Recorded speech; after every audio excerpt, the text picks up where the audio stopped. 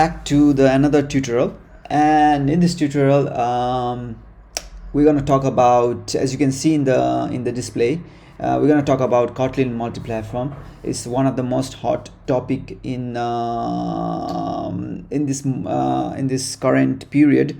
So congratulations, first of all, congratulations if you decide to go through this tutorial, because I'm gonna take you step by step to learning to develop applications using Kotlin multi-platform. Okay, so if you have decided to write application using Kotlin multi-platform, that means it's the first step towards learning how to write less code. Okay, so you are gonna write less code using Kotlin multi-platform. So that's the main objective of Kotlin multi-platform. Okay, so we're gonna learn about how to use Kotlin multi-platform to set up and write iOS, Android, and most probably also desktop application, and use the latest user interface technologies like Jetpack, Compose multi-platform, right? So we're gonna create in the series of the tutorial, we're gonna create multiple applications. Okay, some like demo applications. So we learn how to leverage the Kotlin multi-platform by sharing business logic across platforms and creating customized native UIs in each platform in the beginning, and then later on we'll also learn how to create a single UI system using Compose platform, right? So we'll also learn how to write a test for all our business logic using the popular JetBrains library Ktor to handle network calls, and of course use Kotlin coroutines to handle concurrencies, right? So obviously some knowledge of mobile development is really necessary to start this tutorial. So but if you don't have any mobile background, so don't worry, I have also previous lot of previous tutorials teaching everything about you need to know about Kotlin, about Android application development, and many more, right? So just go through this. I suggest you go through this tutorial, and always please do comment me down if you have any questions. Okay, so the most of this tutorial is using Kotlin, as you know that it's a Kotlin multi-platform. So iOS development, like familiar with Swift, will also be able to if you are an iOS developer, you can also go through this tutorial, because you can pick up Kotlin easily, because Swift and Kotlin are pretty much similar concepts, right? They have this similar conceptual format in the sense. Okay, so we're going to learn about Kotlin multi-platform and the history of cross multi-platform frameworks. Okay, so so what is a Kotlin multi-platform? This is the big question. Okay, so as you can see, Kotlin multi-platform is a modern and a type-safe programming language. It incorporates null safety, obviously, because it's Kotlin, preventing many of the this null pointer exceptions that was really boring, in the sense like it was a headache for programmers, right? The null pointers exception. So it's preventing this null pointer exception. And Kotlin also has many innovative features like data classes, shield classes, extension function, letting you to extend classes with functions outside of the class, like lazy loading of variables, and many more. So you can go through my Kotlin tutorials to know more about in detail. So Kotlin multi-platform uses Kotlin programming language and works on multiple platforms, right? So we're gonna work on especially as you can see here, it works with multiple platforms like server-side, Android, iOS, desktop, and also web. But our focus will be right now for developing Android and iOS applications, and most probably also desktop, but we'll focus only on Android and iOS, okay, for the moment. So what next? What is okay? So now the big there is a big difference. As you can see here, this is Kotlin multi-platform, right? So but there is a big difference between Kotlin multi-platform and KMP versus KMM. So you need to understand there is a slight difference between Kotlin multi-platform and Kotlin multi-platform mobile. Okay, so Kotlin multi-platform is used to write code using Kotlin for multiple platforms, whereas Kotlin multi-platform mobile is a way to use Kotlin specifically for cross-platform mobile development. Okay, so just for mobile development. So we are gonna just focus not Kotlin multi-platform, but mostly we'll be focusing on Kotlin multi-platform mobile. Okay, so that's only for mobile application development. Okay, so it's a this is the difference that you need to understand. Then when we are talking about developing just for mobile devices, we are talking about all platforms. Okay, that is Android and iOS. That is the current platform for mobile developers, right? So okay, so historically there are many cross platforms, like both for iOS and Android devices. So guys, just be careful. We are using this tutorial is mostly focusing on Kotlin multi-platform mobile. Okay, and okay, so saying that, so history, what is the history? What does the history tells? Historically, we have a lot of cross platforms, like for both for iOS and Android devices.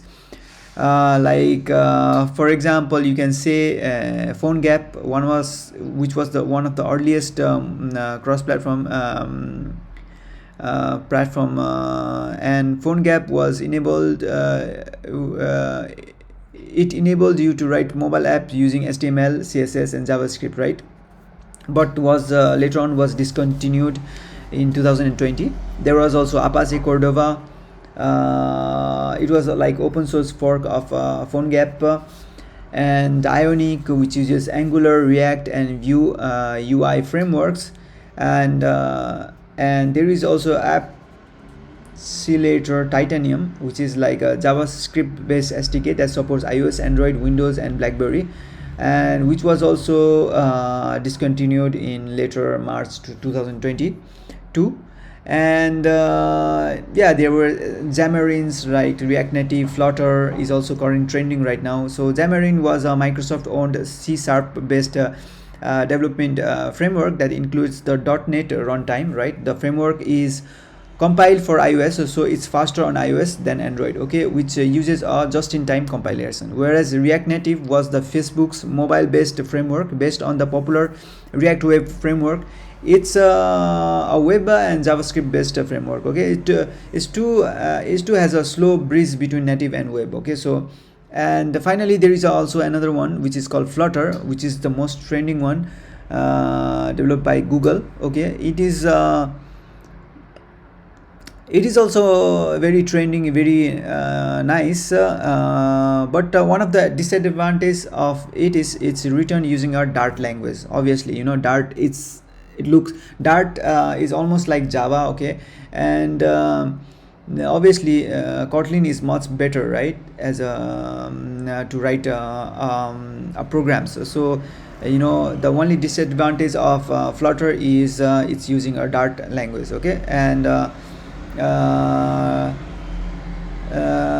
Dart has just recently got a null safety, and a lot of packages use code generation, and which has to be done manually, so it's like a little tedious, right?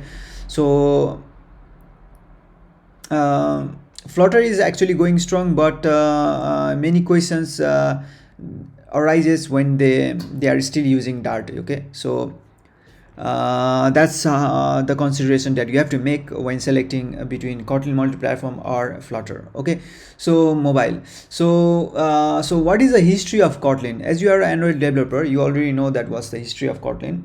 So it was officially announced in July 2011, and JetBrains released version 1 on February 15, 2016, and it was announced at Google I/O 2017 as a first class programming language for Android application development, right? So JetBrains developed Kotlin because most of the language didn't have the features that the developers really wanted, right? So JetBrains now uses Kotlin as a preferred development language. Okay, so obviously you have a big question right now: why Kotlin, right? Why should we use Kotlin? Why? So because it's one of the most favored language by developers. Okay, that can be compiled both in JVM and native, and uses an iOS as well as it can be used on iOS as well as on desktop and web. Okay, so Kotlin is ideal for server to also for server side development. Okay, so with Ktor library, networking is very easy, and writing common business logics ensure that all platforms behave the same way as you only need to same way as you need, and you only need to test it once. Okay, so this makes the things easier, and writing logic in Kotlin is very simple, right? As you know, if you are developing Android applications, and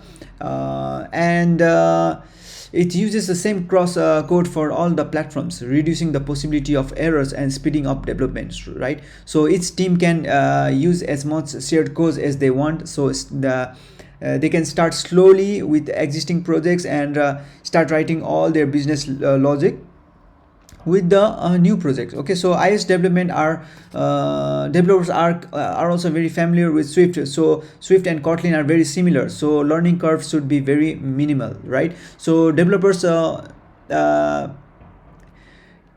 we can right now still use Swift for on the UI side, but for the business logic, Kotlin can just do the work, right? Only using Kotlin can do the work, right? So but soon Kotlin Compose Multiplatfom is also coming, which will just like let you also develop UI only in Compose Multiplatfom for both for iOS and Android. Okay, so it's still in the phase of having a stable release. Okay, so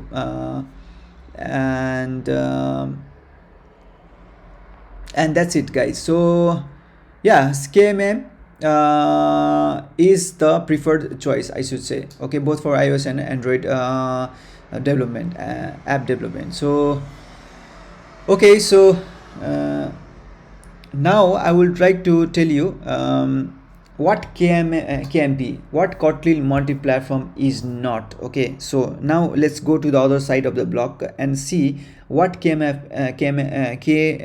multiplatform is not. So Kotlin multiplatform provides Kotlin as the programming language. It doesn't provide a UI. Okay, so Kotlin multiplatform like multiplatform doesn't provide you the UI. So if you want to create a UI for Android, you can write it in its native code, or use the new Jetpack Compose UI framework. Okay, for iOS you can use UIKit or the new Swift UI framework using Swift. Okay, so for the desktop you can use a Desktop Compose or Java Swing. Okay, so in other words, you have the choice to for how you write your UI. Many see this as an advantage, not a disadvantage, right? In like for example in Flutter, you don't need to write like you have a same UI framework, right? You don't need to have a separate UI framework. But you know, soon Compose multiplatform is also slowly growing and taking the lead, so that you can in the future, in a soon future, you can use just Compose multiplatform to just develop UI in only in Compose, so you don't need to write it separately in each and every system, you know. So this is not Kotlin multiplatform. Okay, so this is the difference I am trying to make you understand right now is from the beginning, so that you will it will be very crystal clear for you guys. So when to use KMP? Okay, when you should use Kotlin multiplatform mobile. So one of the nicest feature of Kotlin multiplatform and Kotlin multiplatform mobile that we are discussing in the tutor is that you can use as much as little as you want. Like you can share the code, right? You can if you have an existing app, you can use it for new features or start replacing features with Kotlin Multiplatform Mobile. So you don't need to worry if you already have an existing app. So if you start using Kotlin Multiplatform Mobile for some lower layers of your app, you can reuse it for all your platforms, right? For instance, you can use SQL Delight to replace all your database code with just one set of code, or you can write your business logic just once and reduce it for all your platforms. So if you need to create code to access network APIs, you can write it once to work on all the platforms. So this is the benefit. Okay. And okay, let's talk about what is layers. Okay, so most app consist of different layers, right? So they are typically a network layer or a database layer if needed, or repository layer that interacts with the database, a business logic layer, not always, and a UI layer, right? So Kotlin Multiplatform doesn't provide a UI layer, so you are going to use the native UI instead, right? So just this is the understanding. So now the business logic. So most companies now have a team of iOS and Android developers, right? As you can see, if you are working as Android or iOS developer, you know that every company have their separate team of iOS developers and separate team of Android developers. So each team takes a set of specifications and write a different code to implement those specifications. Like when testing, each team need to make sure that the logic they have implemented works the same on the other platforms. So but with the two different sets of code, how do they know that all the corner cases work the same way, right? So with one code base for business logic, both teams can review the code to make sure the logic matches the specification and know it will work the same for both platforms. So this is the critical part of developing separately, like having two teams. Like you can, and using Kotlin Multiplatform Mobile, you can share the business logic, and you can make sure that the logic and the specification that was provided, the features that is provided, they work on the similar manner both for iOS and Android, right? So this is the understanding. And obviously in your application you also need to have every application need to have their database, right? So you can write the database using SQLite on mobile and desktop using the SQLite Delight library, right? So this library is a multi-platform package designed to run on all these platforms. So imagine having to write the set of code only once, so you don't need to write and manage it twice, right? So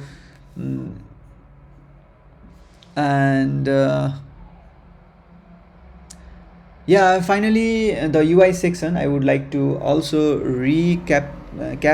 capsonized, in the sense like I would like to rephrase this statement that Kotlin Multiplatform UI doesn't provide a UI layer, as I already told you. So obviously for iOS developers need to use Swift UI. It's a very nice declarative UI toolkit that makes it easy to create beautiful UIs. And now that Jetpack Compose has been released as stable, Android developers can use it.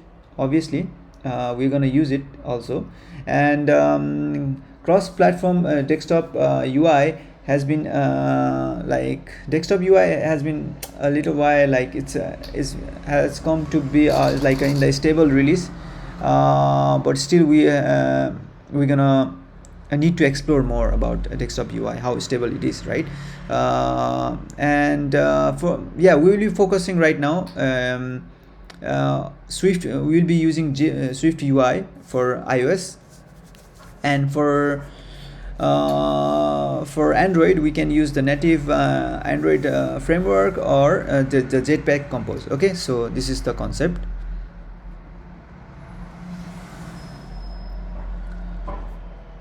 Okay, so finally I will try to answer a big question that is usually asked. Is Kotlin Multiplatform native? Is it native? So one of the answer is, like, since Kotlin Multiplatform doesn't provide any UI layer, all UI is drawn natively on Android, that can be built in a view system or the new Jetpack Compose library.